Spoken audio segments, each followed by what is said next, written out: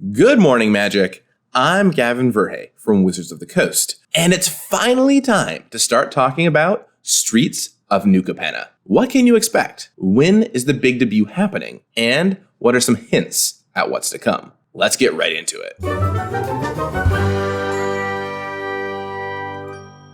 First of all, I'm really excited to announce that hot on the heels of the Kamigawa music album we dropped in conjunction with Jonathan Young, and if you haven't watched my video chatting with him about the Kamigawa one, definitely go do so because the dude's a musical genius.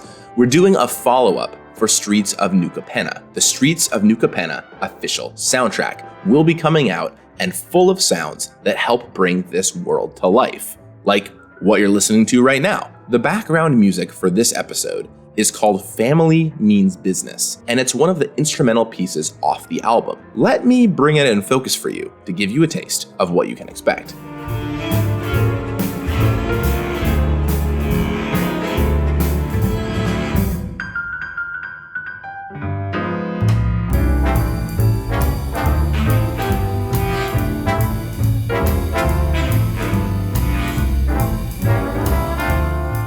It's so cool to me that we're doing this. I've been listening to the Kamigawa album nonstop, and I can't wait to put the New Capenna one on in the background as I draft the set. But what is Streets of New Capenna anyway? Well, if you've been following, it's a plane ruled by 5 crime families. Each family is 3 colors in the arc color combinations, the same as the shards in Shards of Alara. Here's a bit about each one of them. First up are the brokers.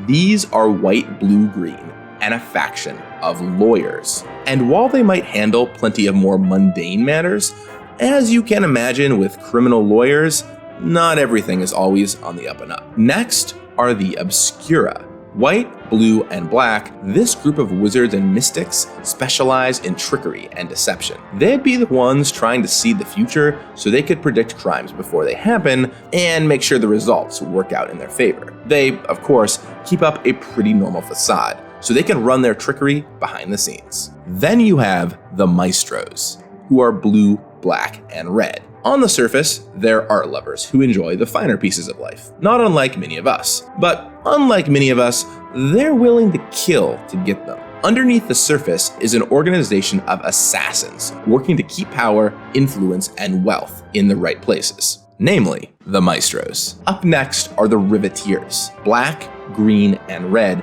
These are construction workers and destruction workers. Just as easily as they can build up, they can tear down and demolish. They won't just bust your kneecaps, but your buildings too. And finally, the Cabaretti, white, red, and green. And when you're with the Cabaretti, it's time to party. They love throwing events and throw the best parties in the city, full of singing and dancing and more, but it's not all altruistic. After all, those who control the parties control opinions, especially when magic gets involved. Which of these 5 crime families are you? Let me know in the comments down below. Now, as you might expect, each crime family has plenty of cards in its 3-color combination, including a big one, a 3-color dual land. Completing the cycle from Ikoria, which has been hotly requested, you can finally get the other 5 in this set. Another cycle you can find here are the Ascendancies. Originally, we did wedge ones in Khans of Tarkir, and Streets of New Capenna features one for each family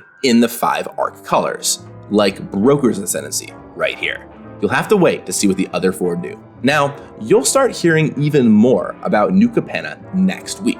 On Monday, the 28th, the first story drops on dailymtg.com, followed by another on Tuesday and Wednesday. So come back every day to see what's new. And it's not just one story. Each of those days has 2 stories dropping, so be sure to check them both out. And oh hey, I'll have some videos talking a little bit about Capenna too, which you won't want to miss. On March 31st, our good friends over at the Command Zone are going to have an awesome story-focused video you won't want to miss. All this is leading up to the big debut in less than 2 weeks on April 7th. Mark your calendars for 9 a.m. Pacific, because we're going to be unveiling a ton about New Capenna. You can watch it on Twitch and YouTube. Now, one other aspect of Streets of New Capenna that I had a very heavy hand in are the 5 commander decks. We've got one for each of the 5 families, and today I'm going to share with you 10 hints at what you can expect in them to get you speculating. These are all on the cards that appear in either the Commander decks or the Commander cards in the set and collector boosters. And they're all about the new cards only. Ready? Let's go. Hint number 1. There's a permanent with an activated ability you can only use if a creature fought this turn. Hint number 2.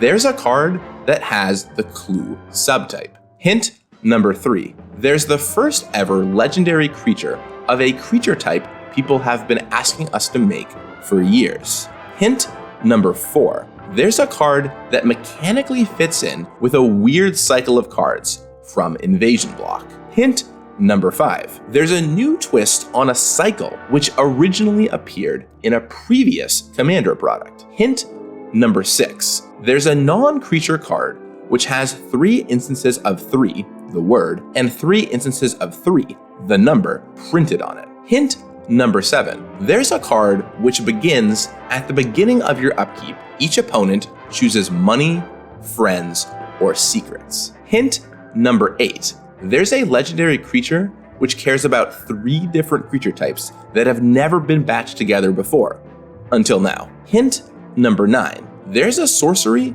with only 8 words of rules text. Hint number 10. There are tons of returning one-of mechanics, including one I never thought would see again. And finally, I just want to share 5 card names you can expect, one for each color. In Too Deep, Jailbreak, Dodgy Jalopy, Misfortune Teller, and Life of the Party. Which go in which colors? That's up to you to figure out. Post your guesses in the comments down below. I hope you enjoyed those hints. Let the speculation begin. Be sure to come back Monday as the story kicks off on dailymtg.com and for another video here on Good Morning Magic. I'll talk with you again soon. And until then, may family mean business. You got this. Let's take Nylea, God of the Hunt, as an example. You can pay 4 mana to give a creature +2/+2. So you have 3 2/2s and they have a 3/3. You attack with 2 of the 2/2s. Well, if they block, you'll just activate. So of course they don't block. But then you don't need to activate at all. You can just leave up the 4 mana. And on their turn,